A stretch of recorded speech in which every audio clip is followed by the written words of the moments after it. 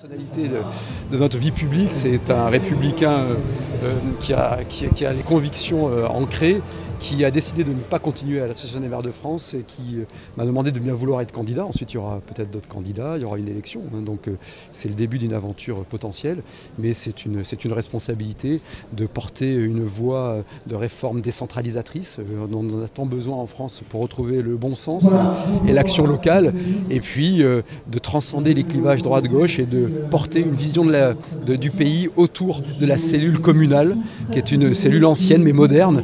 C'est là que se portent les initiatives, aussi bien dans la ruralité que dans le monde urbain. Donc voilà, c'est une exigence, c'est une responsabilité, c'est un devoir. On reparlera de 2022 en 2022.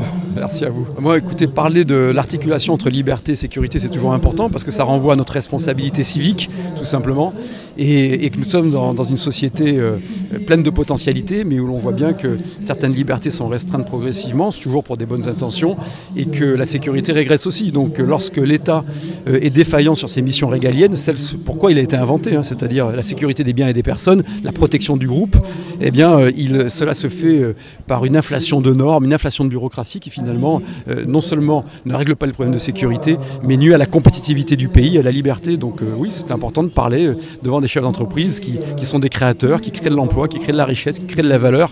Un pays ne peut pas être un grand pays, la France ne peut pas être un grand pays si elle n'a pas de grands entrepreneurs. Question très large, les maires ont déjà un rôle en matière de sécurité, même si c'est une mission régalienne, mais notamment en milieu urbain, beaucoup de polices municipales se sont développées. Aujourd'hui, on en a quasiment 3000 en France, sur 35 000 communes.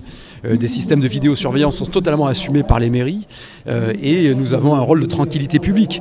Le problème du système français, c'est qu'il est entre deux échelons, c'est-à-dire qu'en théorie, c'est l'État qui doit assumer les missions de sécurité, mais on voit bien sur le terrain qu'il y a eu, pour des raisons de désorganisation, et là aussi de bureaucratie dans les forces de l'ordre, et parfois de dysfonctionnement de la justice, qu'il y a un désengagement depuis une vingtaine d'années, et que souvent les maires ont une responsabilité de fait alors qu'on n'a pas l'autorité judiciaire. Donc il est temps de porter une vraie réforme institutionnelle, soit pour réarmer l'État régalien, moi ce que je crois est la meilleure solution, soit pour, et ça peut être parallèle, aussi créer une police territoriale qui serait sous l'autorité de nouvelles unités territoriales qui pourraient remplacer les régions et les départements. Oui, la cybersécurité, ça va être un enjeu majeur de protection des libertés individuelles, mais aussi de protection de la souveraineté des États.